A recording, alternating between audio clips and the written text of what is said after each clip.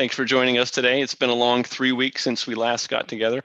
We had a much needed break with the election underway. I know many of us and you were volunteering for campaigns as well as with some nonpartisan efforts to make sure that everyone's vote was counted.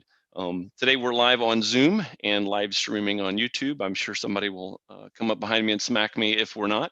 In just a minute, we'll do our introductions for a long-time participant in the CFFC events and our guest for today, StoicDan. But before that, I just want to remind you that you can join us on Zoom for these events if you're on YouTube or if you're coming from another meetup group. We have these events usually bi-weekly, but we have had to skip a few now and then because of other goings on. The login info is at our meetup group at meetup.com/CFL Freethought. You can join us there and be sure to RSVP for our next event, which is just 2 weeks away this time, Thanksgiving weekend. We'll have Matt Dillahunty of the Atheist Experience, Atheist Debates, and The Hang-Up. He's just going to hang out with us for an hour or so. He may have a topic that's on his mind, but we'll catch up and see what's going on in his life, good, bad, and otherwise. This event is part of our bi-weekly educational programming that will continue to stream on YouTube as we have a meetup event with a Zoom login, and we'll put that on YouTube so that you can check that out later. So lastly, if you want to get monthly email updates for upcoming activities, all of which are online right now, you can go to tinyurl.com/CFFC newsletter. Give us your email and any other contact information you like, and we promise to keep in touch, but we won't be calling you and sending you things in the mail, but we do want to know kind of where you are in the world so we can target our activities and understand who our audience is. Of course, we hope you're already following us on Facebook. You can find us there at CFL Freethought. Also, we hope you'll join us for upcoming social events, which we are having no less than weekly on average. I think we had well over 150 events last year, and most of those are social events. And we're even continuing that during the kind of safer at home period that we're all in right now. You can find that Zoom login information on Meetup as well, again at meetup.com/CFL Freethought. And if you're in the Zoom meeting today, your microphones are muted when you come in so you don't automatically interrupt the presentation, and we'll also be muting those if you come off mute accidentally. We understand that that happens, but we want to make sure that we don't interrupt Dan. And then you can find the chat option available if you're new to Zoom at the bottom of your screen on your computer, and feel free to chat with one another there. If you're on a mobile device, all of these things can be found by just tapping the screen and looking for options and ellipses at the bottom. Chat is where we want you to ask questions today. We may be able to do some raising hands and coming off of mute to ask questions a little later, but it's much easier to make sure your question gets answered by putting it in the chat, and we'll drop it into a queue. Hopefully we'll get to all of them. It's always nice when we have just the right number of questions, but sometimes we have too many. And with that, let's get started. As I said, we've known Dan for a while as a participant in the CFFC. He's the meetup organizer of 5 philosophy groups, counting in the Central Florida area. And by the way, when we say Central Florida in this context, we're talking about far beyond the greater Orlando area. And I'm sure we'll hear about those groups today. And I also want to welcome several of you who have joined us today from those groups. Thanks to Dan for sharing this event with those folks, and we're glad to have you with us. So Dan, tell us kind of how you've been doing. Every time I see you, you got the same screen and the same background, and we've been on a lot of Zoom calls lately, but what's going on? What's new in your life right now?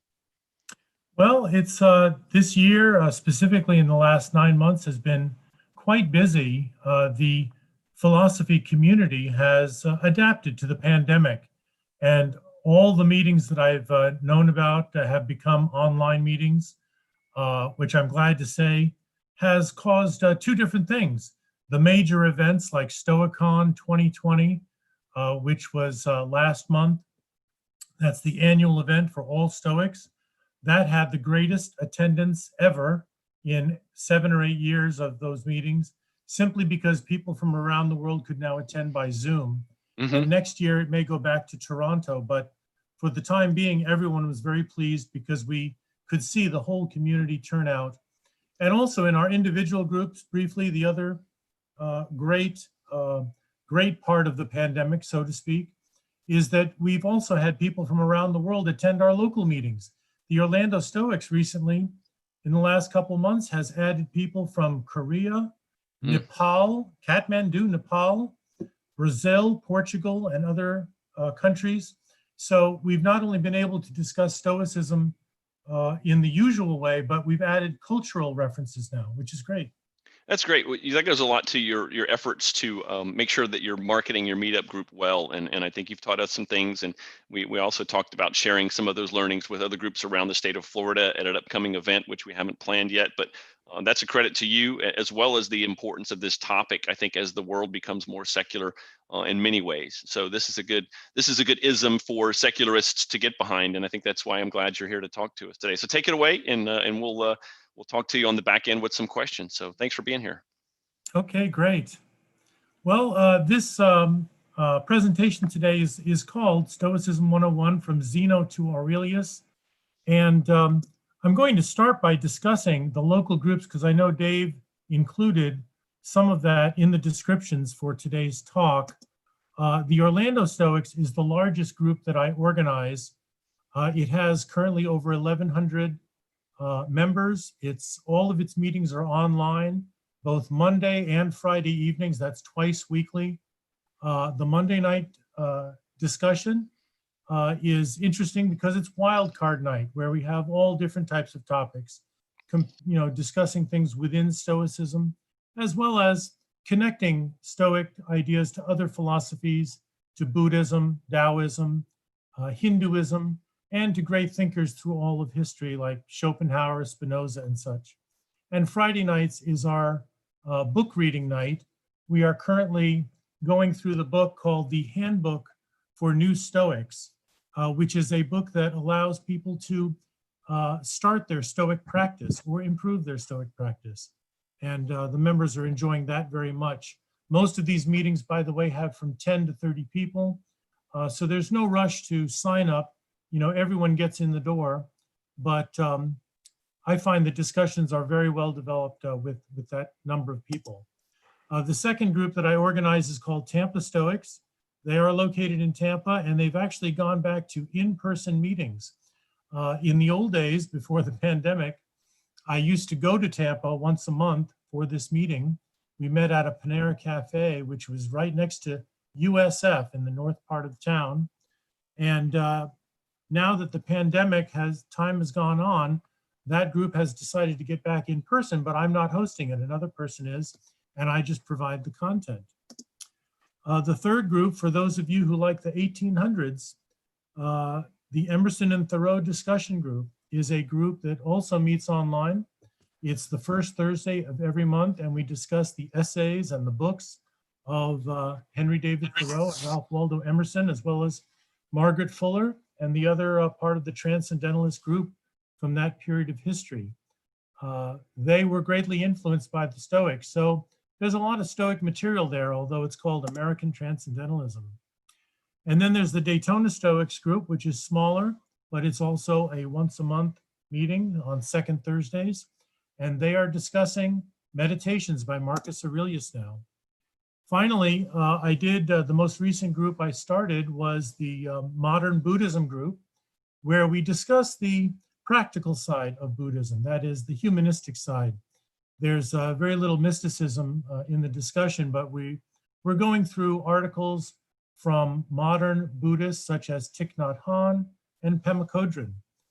Their writing is very accessible to the public and very practical. And if you're interested in that, that's on third Thursdays. For all of the links to these groups, instead of crowding the screen with them, you just go to StoicDan.com and click Meetups, and you'll see all the links and descriptions there. Now, the group characteristics are going to be of interest to the CFFC membership, because the first important part of these groups is that we allow our members to get into deep discussions. And as a result, each of our groups has formed a sense of community.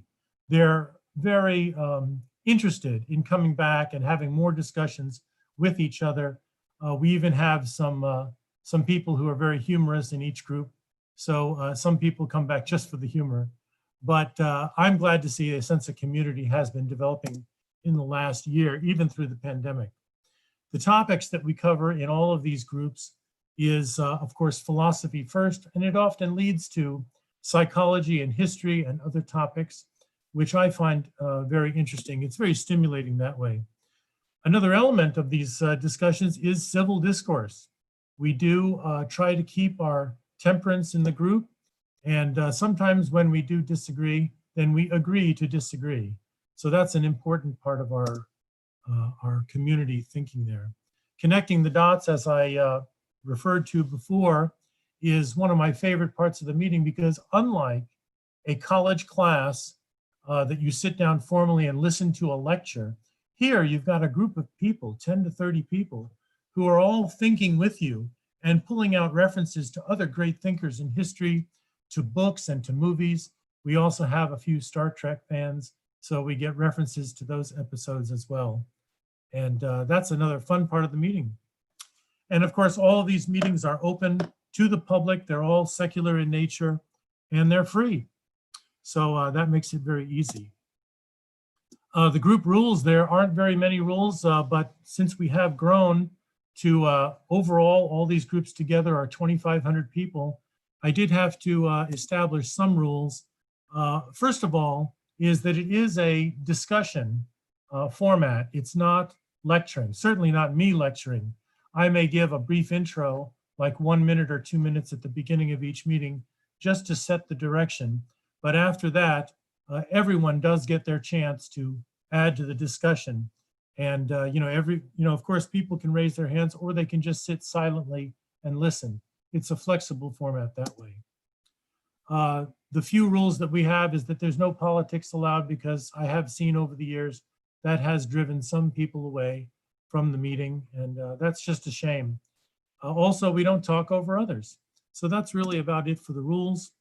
As I mentioned, if you want to learn about any of these groups, just go to StoicDan.com and click Meetups. So now to get to the topic, what is Stoicism? Well, there are a lot of metaphors for describing what Stoicism is as a belief system. And the way that I like to describe it best is that philosophy, in this case, is like a doctor. You're going to the doctor because you have an issue. Maybe you're just seeing the negative side of life. The glass is only half full for you, and you need to conduct a self-examination. Those are some key words, by the way, for those of you who know their philosophical concepts. A self-exam is really the way that you're going to improve your life. I could sit here and just talk to you about philosophy, but until you actually practice it and go through the concepts and add them to your life, you're really not going to see the results or the benefits from that. One of the big areas that Stoicism does handle is stress and anger. The ways that Stoicism helps you deal with these things is similar to CBT, which is, by the way, has its CBT's roots are in Stoicism. Some of you may know the name Albert Ellis. And when he developed CBT in the beginning, I think that was the 40s or the 50s, he did use Stoicism as his source material for creating CBT. And briefly, the biggest concept I could give you about anger and stress is that if someone is trying to annoy you, they cannot make you upset. Only you can make you upset. And it's because it's really starts in your mind. If you're allowing someone to do that, they will do it. Dan, sorry to interrupt you. Use the acronym there, CBT. You want to just give us the definition of that CBT? Sure. Cognitive behavioral therapy. And anyone can Google that with the word psychology and find a lot of materials. There's also a similar, another area of thought called REBT, Rational Emotive Behavior Therapy, which is often associated with CBT, but it is a different area, and that you can Google as well. Okay, the next bullet point I've got here is overcoming obstacles. This is an important area of Stoicism because we all have obstacles in our lives. Sometimes they're small obstacles, but they seem big in our minds. And so our first impression of an obstacle, something bad happens, something unexpected happens, you could freak out. You could end up on YouTube, in fact, if someone's filming you in this freak out moment. But if you're a Stoic, at least at some level, you'll realize that this obstacle can be solved, maybe break it down into pieces, ask your friends how to solve it, or you could just say to yourself, wow, this is not worth a freak out because I've been through this before, or I've been through something worse before. I can use my reason to get my tranquility back in life. Okay, and Stoicism also has a healthy amount of skepticism. This is something that a lot of groups today are interested in because it's not just healthy to question our beliefs, to again examine ourselves, maybe we have bias, but also we have to be skeptical about other people. And of course, social media, there's a lot of information there that's questionable. So as Marcus Aurelius once said, is we need to protect our fortress, that is our mind. And he said this long before there was the modern technology age with different notifications coming in at all time, social media trying to push us information and news and so forth. If we learn to protect our fortress, we'll remember that by protecting this and not letting just everything in, we can keep a more purified mind and a focused mind. And one more thing I'll throw in is the Stoicism, the ancient texts are famous for developing the idea of control. That is your limited control of the world. Today we call this the dichotomy of control, where it basically lays out that there are things in your control and there are things outside of your control. And once you learn to tell the difference between those two things, you'll have a lot fewer expectations, and you'll approach things in a more thoughtful way, realizing that not everything can go your way. And but you as a Stoic, you can work it out. Well, for those of you who have searched or researched Stoicism, you'll know there's a lot of similarities with Buddhism. And there truly are. It starts with the idea of moderation being equivalent to the Buddhist idea of choosing the middle way. This is a very practical solution. It doesn't solve everything in life, but it does solve a lot of situations. Also, Stoicism is about avoiding excesses. You know, even back in the Seneca text, Seneca the Younger, who I'm going to mention later, he wrote about it's very important to avoid excesses in pleasures, in food, in alcohol. They had those same problems 2,000 years ago, and we still have them today. In Buddhism, of course, we talk about extremes and avoiding them. So those two, excesses and extremes, are in the same category. And another comparison between the two belief systems is refraining from judgment. In Buddhism, they call this seeking no self or reducing your ego. However you phrase it, if you have less judgment towards others and towards the events around you, then you will be disappointed less. All right, the next topic is avoiding expectations and attachments. These two things are really different ways of saying the same thing. In Stoicism, we sometimes, in our practice, we try to avoid high expectations. You know, like you hear maybe that there's a large project coming your way, and you're going to be employed, you're going to make money off of this, but then there are certain obstacles that come up and you never get the job. So you can be quite upset over that. But if you had lower expectations, you'd rather be thinking about how can I come back from failure if I don't get the job? How can I address it? Maybe how can I present myself better to get the job in the first place? If you're focused on those things rather than high expectations, you'll do better. Same idea applies to attachments in Buddhism. It's basically the same topic there. And finally, there are some other interesting areas that Stoicism and Buddhism share, and those are meditation, focus, and compassion towards others. We've all heard these terms, and it's harder to put them into practice.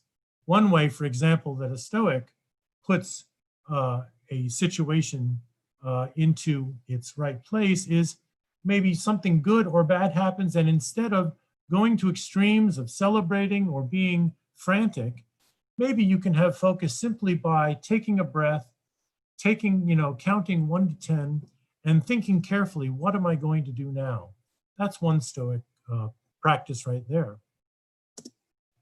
Now, the presentation today was called Ancient Stoics from Zeno to Aurelius, from Z to A, and that's not a manipulation of the facts at all. If you look at the people on the screen, you'll see that in chronology, they actually do appear in order from Zeno to Marcus Aurelius. The first three people on the screen there, Zeno of Citium, Cleanthes, and Chrysippus, were known as the ancient Greek Stoics because that's associated with Athens, Greece at the time. And then the second group of three, Seneca, Epictetus, and Marcus Aurelius, are known as Roman Stoics because they existed in that time period of history. Overall, if you look at the dates, you'll notice that the timeline goes approximately from 300 BCE to 200 CE. That's basically a 500-year period of history, and that's the way the scholars rounded off from 300 and then up to 200 CE. That 500-year period is where Stoicism first flourished, and then after this, it died out and had a comeback in, I think, the 1200s or the 1500s with printing, something like that. I'm going to briefly go through the highlights of these so you have an idea of what these people contributed. Zeno of Citium is famous for starting Stoicism because of an interesting set of circumstances. He was a merchant of dyes and colors, and he had all of his merchandise on a ship which sank, and all of his merchandise was gone. He had to completely start over. The story goes, according to some of the scholars, that he wandered into a bookstore in Athens, Greece, and he was reading some books on, I think the book was called Memorabilia by Xenophon. And Zeno asked about, where are these philosopher guys? And there supposedly was one walking by right at that moment, and the bookstore owner referred him to that philosopher. So to make a long story short, Zeno studied under other philosophers, including the Cynics in ancient Greece. He studied about 10 years, and then he formed his own group, and he started teaching Stoicism at about 300 BCE. It was called Stoicism, by the way, because it comes from the Greek word stoa, meaning an outside porch, basically a building that's open to the outside, and it has columns. You may have seen pictures of stoa from Greece. They're basically a series of columns. And today, I can tell you the actual porch where he started teaching, his original stoa, is actually in ruins. They are uncovering it every month a little bit more. I actually visited there last year in Athens, Greece, and it's all rubble, but they are uncovering it. It's very interesting to be there. Cleanthes was the second leader of the Stoic school after Zeno retired, and we don't know much about his life, but he did advance the ideas in Stoicism somewhat, and then came along Chrysippus, the third leader of the Stoic school. This person is of great interest to the scholars today because he supposedly wrote over 700 books on philosophy and Stoicism, and all of them are lost in history. We don't have those scrolls. Some of the scholars, like John Sellers in London, he hopes that someday, maybe in Venice or in Italy somewhere, someone will open a box and there'll be a scroll, a long lost scroll from Chrysippus. It would be a great step forward to find just one of his books. But we know about his great prolific writing because his books, the 700 books, are mentioned in other books by great authors like Plutarch and by Seneca. And now we come along to Seneca the Younger, the first of the Roman Stoics. He died in the year 65. For those of you who know your history, that was the year that he was forced to commit suicide. And Nero was the emperor at the time. Nero thought that Seneca was in on a conspiracy. And so even though Seneca was a great influencer to the emperor, he was still asked to commit suicide. But Seneca the Younger, fortunately, in the last 10, 15 years of his life, he produced some great books. And one of them that we have today is called Letters from a Stoic, where he's writing to his friend Lucilius in another town.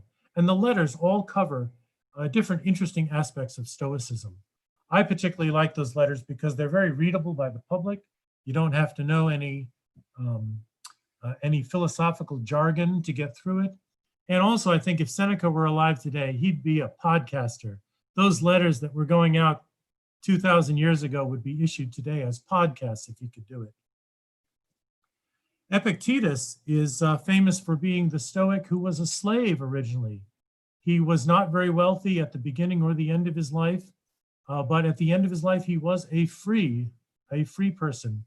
And Epictetus is famous for teaching Stoicism to large groups of people. And luckily, one of those people whose name was Arrian, the historian, Arrian luckily took enough notes from Epictetus's teachings that today we have the discourses of Epictetus, and we also have a small book called the Enchiridion, which in Greek means the handbook.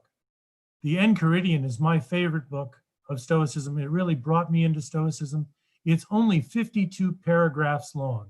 It's a very slim volume, but it really speaks profound truths.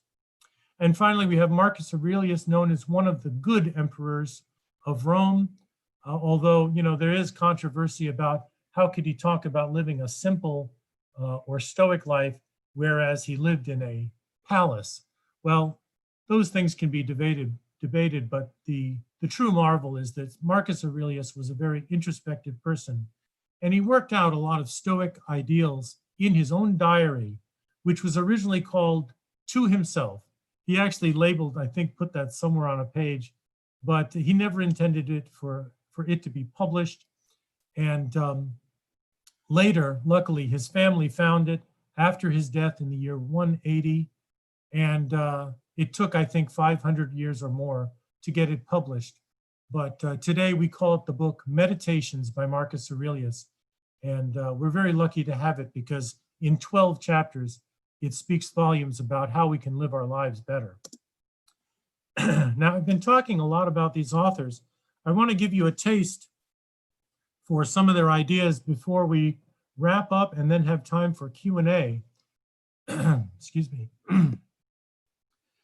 This quote from Seneca comes from Letters from a Stoic, number 88.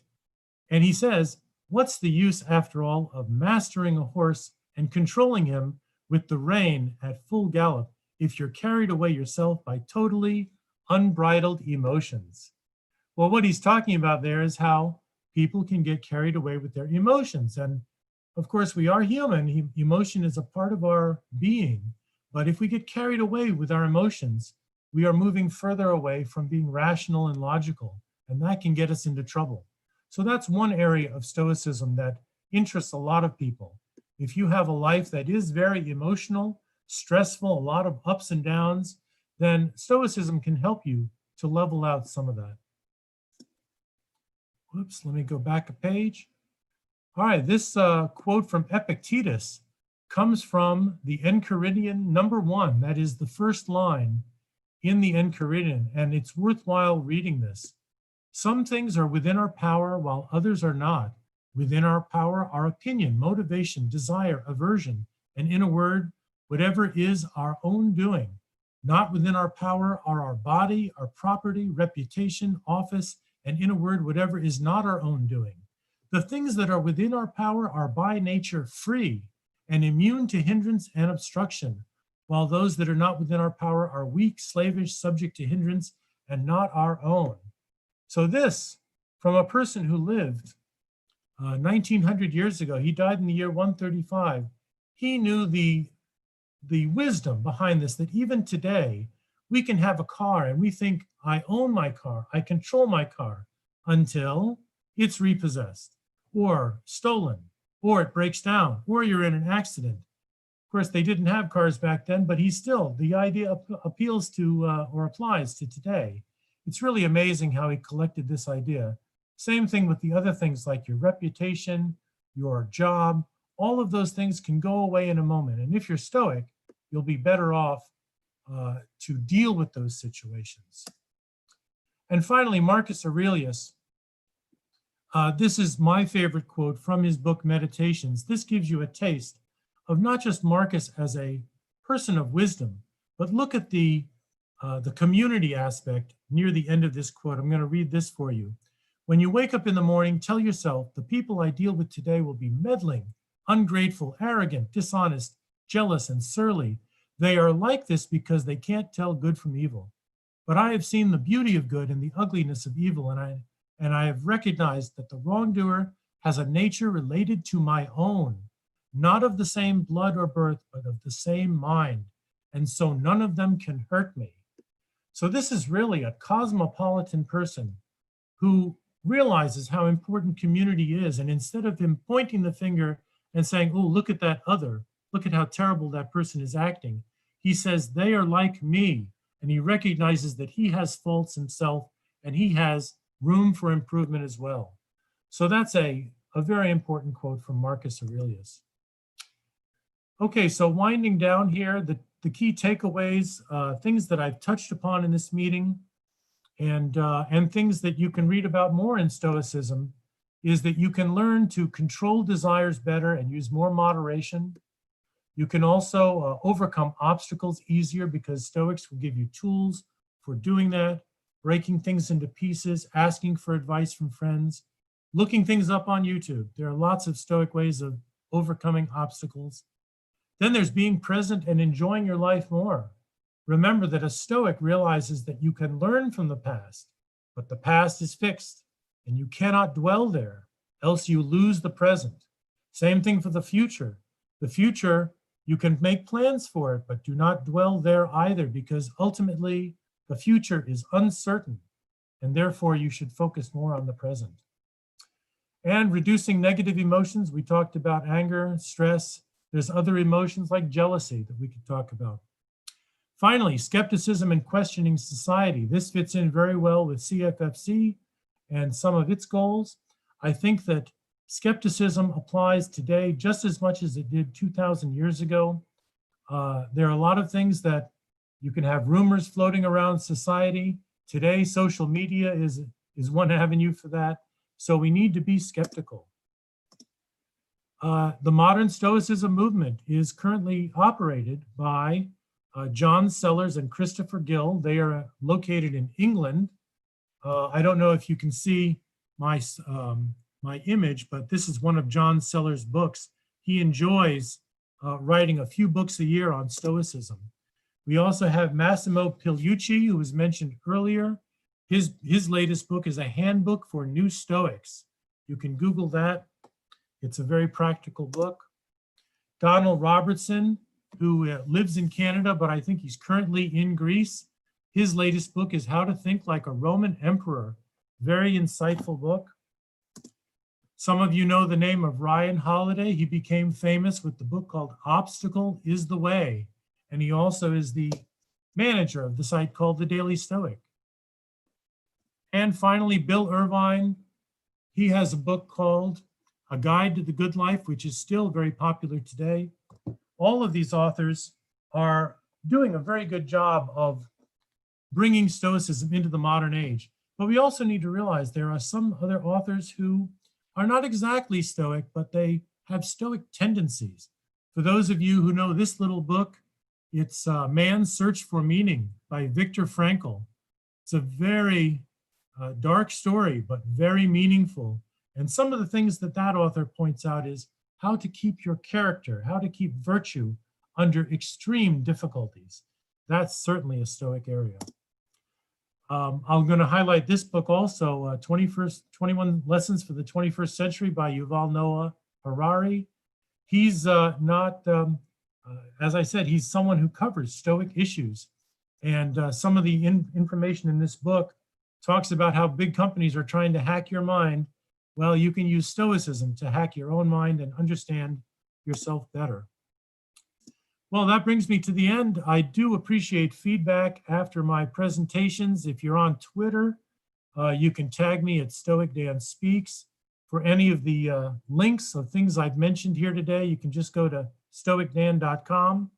And now we have some time for Q&A.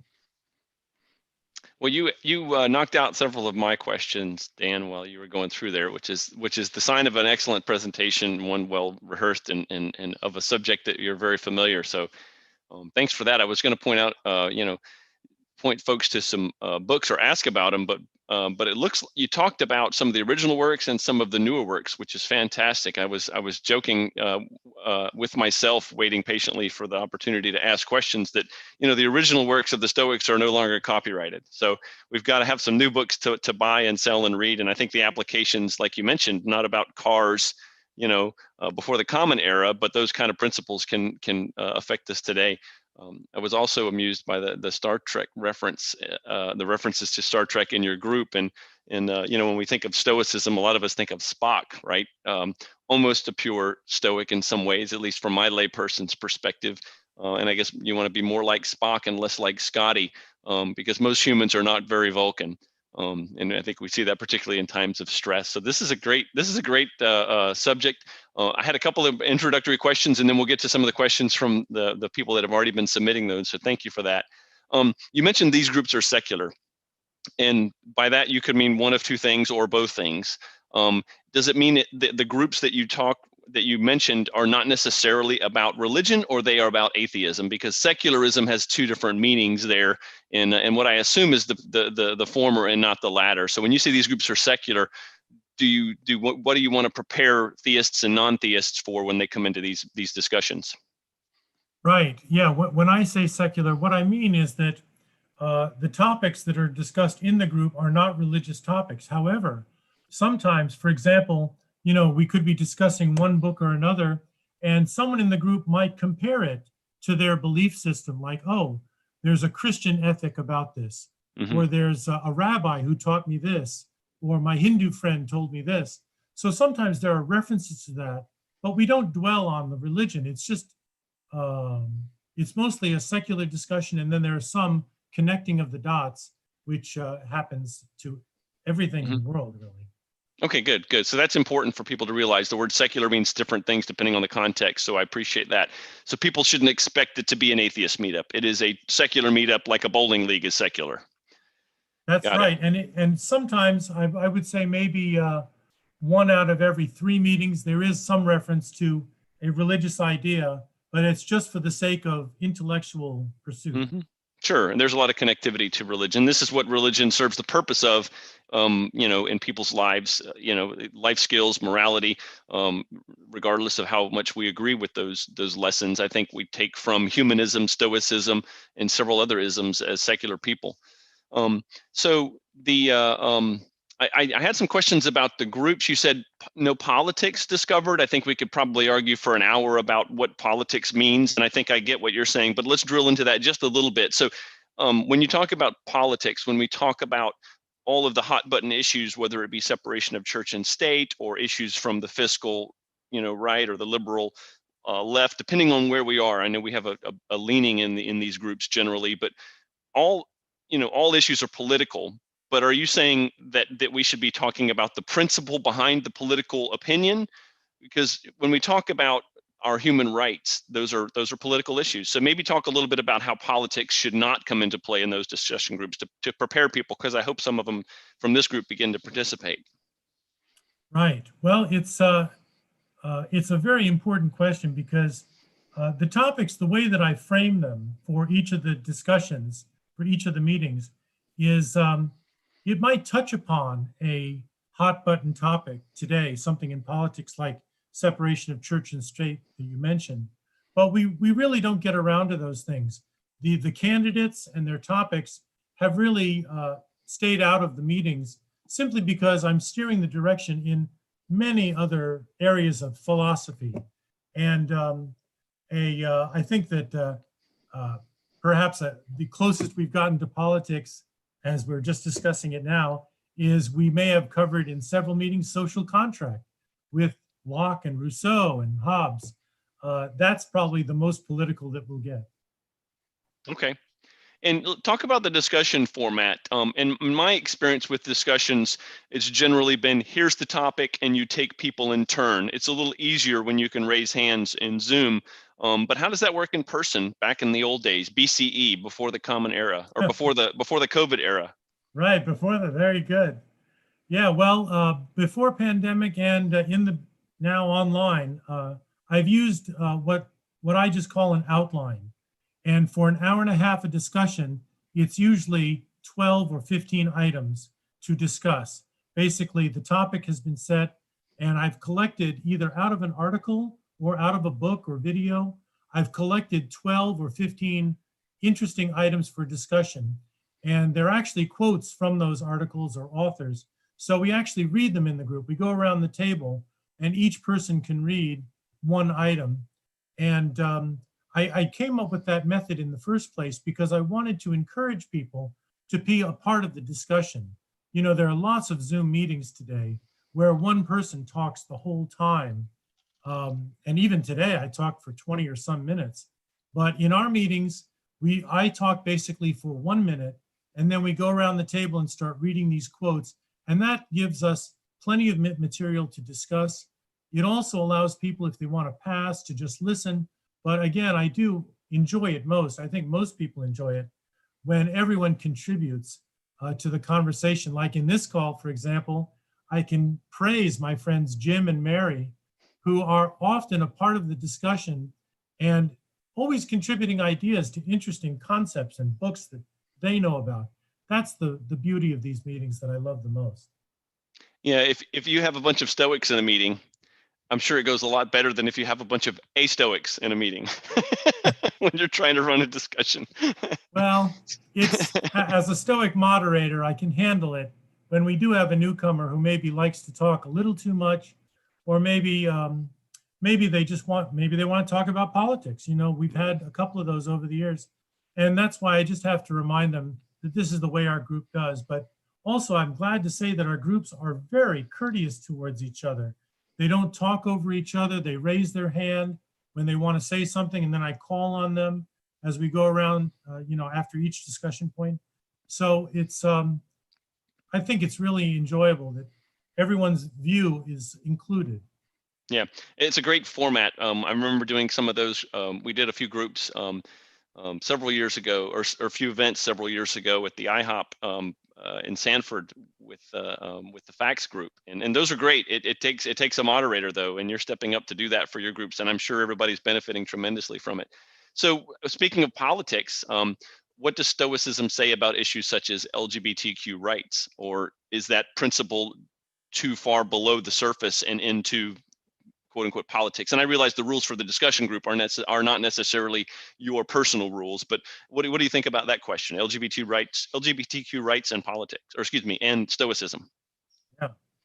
Well, it's not just my opinion as a practicing Stoic, but the other scholars, some of whom I mentioned today, they would also say that the ancient Stoics, as well as the modern Stoics, accept LGBTQ rights and the need for them. It's not just because the ancient Stoics had a very forward-thinking mindset. For example, back then, they didn't have to recognize women and slaves, but they did. They recognized the value of them as people. And I think today, also, modern Stoics would not want to put people into a certain category and say, oh, they need to be held back.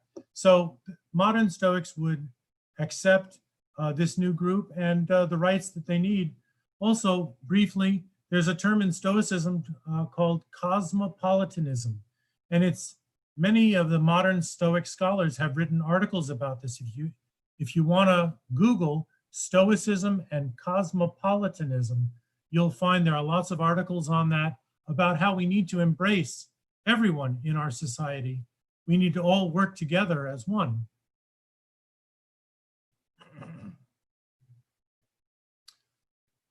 Dave, you're muted. Thank you. I had some background noise and I forgot to unmute. I think it's important to keep in mind that LGBTQ people have existed all along and have been oppressed so much that it appears to be you know, a new issue, but these issues have been long addressed, and unfortunately the Dark Ages brought us a long way back from where I think we might have been before that, and we're seeing some positive strides in much of the world now, but not all of it. Okay. By the way, I phrased my response because LGBT, of course, wasn't a term 2,000 years ago. Right. But But yeah, today I think it's a part of the cosmopolitanism of the modern Stoicism movement. And it's hard to justify bigotry from a Stoic and humanistic perspective. And I think there's a lot of overlap between Stoicism and humanism. So here's a question for you. Is it true that in Stoicism, one should take most things in stride, both good and bad, and that life is more about how we perceive its meaning more than if it has any meaning at all? Yes, the Stoic term for that is amor fati, amorfati, a term popularized by Nietzsche. And basically, amor fati means embrace it all, the good and the bad. And also keep in mind that underneath, the Stoic also realizes that when I see something good or bad, it is just my impression of that. The universe, my life, is actually neutral. It's throwing things at me, and it's only my perception that things are good and bad. But as a Stoic, I can certainly work my way through them. Yeah, the terms like good and bad, good and evil, right? Those are subjective things that we use to describe them and try to put them into balance. And certainly there are things that we might say are evil or bad, and from an objective perspective, but we might argue about the details in what those things that are good. So Veronica asked the question, and I think this is the everybody's question, right? What is the proper amount of being in the present and planning for the future, right? Isn't that the great unknown? Yeah, well, there are a lot of things in Stoicism that keep in mind the concepts that you learn when you become a practicing Stoic or you're just studying it, is there are no percentages or numbers like 1 to 10 or any other scale for rating these things. The beauty of Stoicism is that its wisdom is a guide. It's something that can help you in your life, but it's up to you to implement it.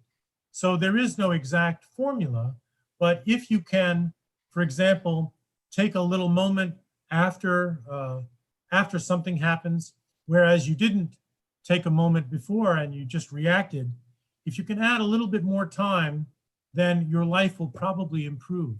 Or if you can withhold anger, and as one of my favorite Buddhists, Thich Nhat Hanh, said, when he feels his anger coming on, he talks to it like a little child. He says, "Hello, anger. I'm going to take good care of you." I love that, the way he phrased, I'm paraphrasing him, but his sentiment is very Stoic, because you are observing your own reaction as a Stoic, as a Buddhist, or in psychology. You're realizing that you're having a human reaction, and if you recognize it, then you can manage it better. Sure, and I think the benefit of Stoicism is if we put a label on something, we can look it up. We can find more about it, right? There are principles that overlap so many other venues of human thought and practice and life. But when we use the term Stoicism, we can actually go out and find information about that ism. And I think it's also important, and I was, as I often do, I was kind of relating to politics through this. When we talk about spectrums, or spectra of concepts, right? I would say, emotional versus rational might be the spectrum that Stoicism plays with. And when you talk about being a practicing Stoic, I don't think what you mean is being a Vulcan. I think what you mean is someone who takes the time to evaluate and consider their own actions and reactions and the other people and how you should handle yourself. Just like when you talk about, another ism, which would be socialism or capitalism. If you put those on a spectrum, when we're thoughtful, and I think thoughtful is key. When we're thoughtful and mindful about it, we don't practice in a pure sense any of the isms that we play within, right? Stoicism is not a perfect place that you realize. It's not like the complete enlightenment that you might seek in a religion. It is just a path to a better life through those thought processes. And I really appreciated learning about it today and in the past as well. So we got some more questions here, and feel free to pick any out of the chat if you see them, Dan. I don't want to stop you from doing that, but let's see. How did the Stoics view the traditional Greek and Roman gods? Were there writings or oral pass downs of that? Right. I'll start with Marcus Aurelius, for example. When you read his book, Meditations, you'll notice that he starts making comments like, if you don't believe in the gods, you should still follow virtue because it's the right thing to do. It's the best way to treat others. And if you are religious, then you need to follow virtue because it's the thing that will help you later. He has a lot of those statements, one or the other. But I have learned from the scholars, luckily there's enough published material, and I've met some of the scholars. They have told me that Marcus was a religious person. He did believe in the pantheon of gods that existed back in Rome at that time. But the beauty of his writing is that today he's a model for secularism and the modern Stoicism movement, that you don't have to have a belief system to go with Stoicism, because the goal is truly virtue. That's what you're following all the time. Yeah, so being virtuous, right? I guess we would now argue about what virtues are positive ones, but I totally understand what you mean, and I think the conversations would probably arrive in a similar place no matter who you talk to. But we love to look for the things that we disagree with far too often. And speaking of that, is Stoicism compatible with religion and non-religion, or theism and non-theism? And how does Yeah, I it think so. play in those worlds too? Don't just give me the yes, because I know the answer is yes, but how does it play in those worlds? Right. Well, there's an interesting bit of history. If you look at the four Stoic cardinal values, which are wisdom, justice, courage, and temperance, you'll notice that going back a little in history, that Socrates and Plato had a similar concept. And afterwards, the Christian cardinal values were based on those, and they added some more. So there really is a literal tie-in there with those beliefs. And I think they are compatible. Yeah, and it's something that I try to limit how many times I say it, particularly around my clergy friends, is that humanism is that which we all agree on, right? Because that's the ground that I take up when I'm mixing with other groups of faith leaders and stuff, and I like to joke with them about, we all agree that humanism is the good thing that we agree on. And I think with Stoicism as well, these principles, like you said, virtue, play in the realm of religion and non-religion. And I think that many of us agree on this call that there has been a great deal of good and bad that's done by religion, and unfortunately, we focus so much on the bad too many times. Sometimes it's due, and sometimes it's not. But I'm glad you elaborated on it that way. Here's the question: how do Stoics view the concept of consciousness? Sounds like we're getting into a bit of a hard science here. And if they do they restrict it to only humans as a phenomena? Right. Well, that's a good question. I think that person may have seen a lecture I gave 2 weeks ago on consciousness, but it's a fascinating topic. Today, consciousness goes in a lot of directions, but some of it is just your awareness of the world. What's happening? Am I deluding myself? And there's a key word, not just in psychology, but in common English, the idea of bias, that we all have bias built into ourselves. We acquire it as we go along, because humans are pattern-seeking creatures.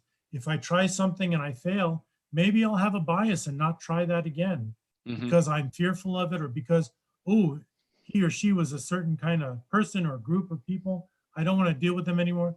And those biases, when we build them up, become a part of our consciousness. But with Stoicism, if we can be skeptical, we can test those ideas. We can also push ourselves a little further as a Stoic, and we can say, I'm going to try this again, and maybe I'll win this time. Yeah, fantastic.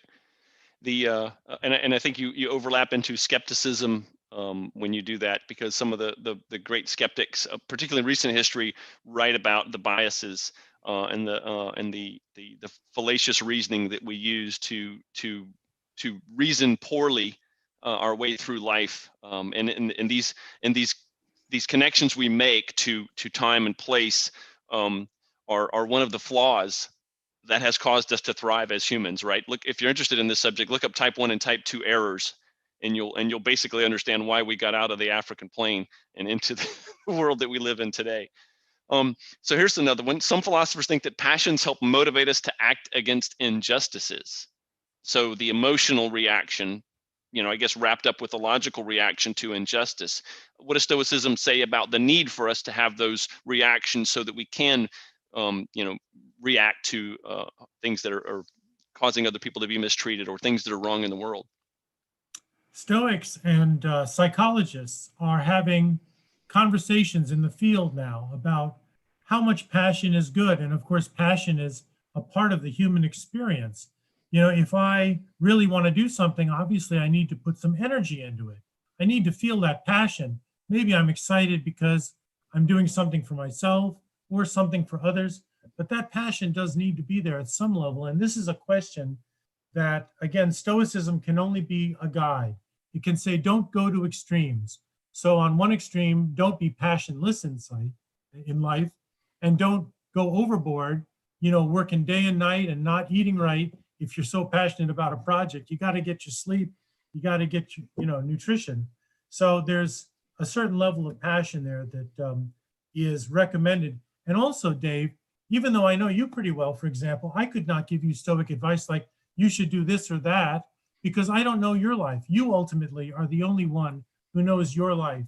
And therefore, maybe I need to move the meter a little bit one way or another to improve my life, but only you can make that decision. Yeah, that's a good point. Not every medicine, not every practice, not every treatment in any sense works for everybody. So, right, we have a toolbox, and not every tool does the job that we have in front of us. You mentioned meditation and Stoic practices. What's one of your favorites, or something that you do reflect upon when you're talking to people about this thing of which you're passionate about, that helps you or you feel like helps other people? Right. Well, my personal favorite activity for meditation is simply reading books. Some of the books I reread because they're so good, but for other people, finding a time at one point in the day is the thing I've heard often about what is good for meditation. And of course, some people just sit quietly, whether they cross their legs or not, doesn't matter. It's the quiet time. It's the ability to focus and to de-stress. Other people have talked to me about writing in a journal, that's their way of reviewing their day, reviewing what did I do, what did I not do, was I acting with virtue? And then humorously, one other meditation activity is eating Cherry Garcia ice cream. I have not to an try excess, that. hopefully. Yeah, Everything in moderation, right. including Cherry Garcia. That's right. I lost track of what I was going to say next because that was too good. So the question from Veronica: how does Stoicism look at illness, especially epidemics? Is it a sense of resignation or a call to try to find a solution, or is there a remedy here? Right. Well, that's an interesting question, because the dichotomy of control that I mentioned earlier, knowing that you can control some things and not others. Well, today, the modern Stoics believe that your health is something that you are partially in control of. That is, you can have great diet, you can exercise every day, you can do a lot of good things, but you can still catch the flu and be down for a week. Or in a pandemic, you can catch another virus. So this is important for you to realize, that you can partially control some things. Even though you make the best plans, you need to be somewhat stoic in nature to realize that when you do get sick, then you need to adapt to that. You need to get over that obstacle and move forward. Yeah, I think we find ourselves thinking we can do more than we can sometimes, but we also find ourselves thinking we don't have the ability to change our locus of control, right? I mean, there are people that we know well in Central Florida who have grown out of the communities that we've built and participated in into politics. And now some of our friends have control that we couldn't even imagine because they put their mind to it and they did the hard work it takes to get there. But not everybody has that. Not everybody has that now, and not everybody can get there. But you're right. Realizing what you can and can't do, and what you might be able to do in the future. Right. We have unlimited potential in some ways, if we look at it practically. But it doesn't mean we get everything we want right now, whether it be a vaccine or a solution to any particular problem. So tell me about evangelical Stoicism. Are there some people out there that are in that category of selling this? I don't think you come across as such. So let me be clear about that. But is there an evangelicism to Stoicism? Well, there is something I can connect this to. In the modern Stoicism movement, there is a healthy debate going on about providence.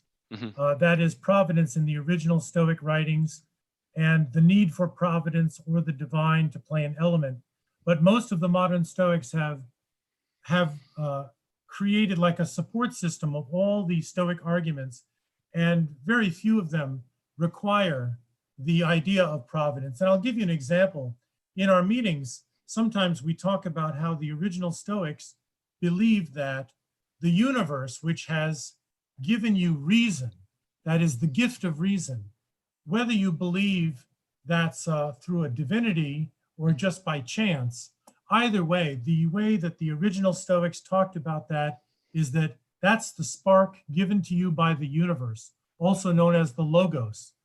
And that spark or logos today, I think, plays a very small role in modern Stoicism. There's so much we can learn without getting into that area. Just admit that you have a gift from the universe, and that can be your basis. Sure. I think looking at it from the perspective of, whether there's a gift giver or not, we're certainly the receiver of something from those who have come before us. So Mary points out something that I think is very important, and particularly when we talk about mental health and even physical illness sometimes, is not everybody has the ability to just meditate their way through an issue, whether that be an issue that's manifested itself in our bodies or in our lives. So we certainly wouldn't want people to think that Dan's got the solution to every challenge, physical, mental, and otherwise. But I think it's important to, particularly when I get into situations, whether it's a conference or an event or a lot of people are paying attention to what's going on, it becomes very stressful. And I think I would benefit from slowing down and thinking about the rational solution versus the excitedness that I get to when we're talking about that. And I think there's something for all of us here, Dan, and I appreciate you bringing it today. You want to again plug your website and the group so people can be reminded, if they didn't join us at the beginning, where to find more of Stoic Dan. Right. Well, all the important links are on the website, StoicDan.com. I also want to highlight, I think it's the first link at the top of the page, is a link to my YouTube channel, which has over 170 videos on philosophy and Stoicism. And those videos, by the way, it's not just Stoicism in every one, it's linking Stoicism to other areas of philosophy, just like our meetings do. And the second link on that homepage of StoicDan.com is a link to our annual event, which is next Saturday. It's coming up in 6 days. It's called Stoicon X Orlando. It's our first annual event. We've got 4 speakers lined up and a lot of interesting topics there. And it's a free event on a Saturday from 1 to 4 o'clock. Fantastic. Well, I appreciate you being with us today, and I look forward to working with you some more as a participant in the upcoming Council of Traditions and the Interfaith Council. The Stoicism is getting its props there, as it should. So it's a pleasure to chat with you, and it seems like I never left your side. We used to have lunch together once a month with the group, and it seems like we haven't stopped that. Although I don't get to see what you're ordering and eating, and we don't get to hug and shake hands, but it's nice to be staying in touch with you. So thanks for joining us today. We appreciate having you. Thank you, David. All right. So before we go, just a quick reminder about how to stay involved with the CFFC during this time. And of course, in addition to Dan's fantastic groups, we encourage you to go there. But if you want more of this or more of our social events and stuff, you can find us having Freethought Cafe events, which used to be including Danish and coffee that was provided by a vendor. Now you have to bring your own Danish and coffee, but you can do that with us in the mornings on the weekends or in the afternoons during the week. So just find those at our meetup group. And also secular women's events are happening generally every Wednesday afternoon. They're all online, so you can join us from anywhere on planet Earth where you have an internet connection or a mobile data plan. To find out how to do that, go to meetup.com/CFL We'll put that in the chat if we think about it here before we get done. And again, if you want to be notified of events like this and all of our monthly events, sign up for emails at tinyurl.com/CFFC newsletter. And I just want to say this as someone who works in not public health, but in occupational health and safety. In the next several weeks, we're going to have a significant increase in the number of COVID cases. Regardless of whether you have holiday plans or not, that number is going to go up simply because other people are going to be traveling and other people are going to be inside a lot more up north. We're going to be outside a lot more in Florida. And I want to encourage you, as you make those plans, to think about your behaviors and behaviors of other people that are at those events with you, because because the way that we interact with one another in the coming days and weeks is going to actually affect how many people die. So I just want to remind you of that. I don't want you to be concerned about how much of this you can and cannot control. You may not be able to cure this, but you can certainly help to reduce its effects on society by doing the right things. And I don't need to go through those because I think you know what those are. But just keep that in mind as you join other people for upcoming holidays, whatever those might be. Thanks for joining us, and we'll see you again soon.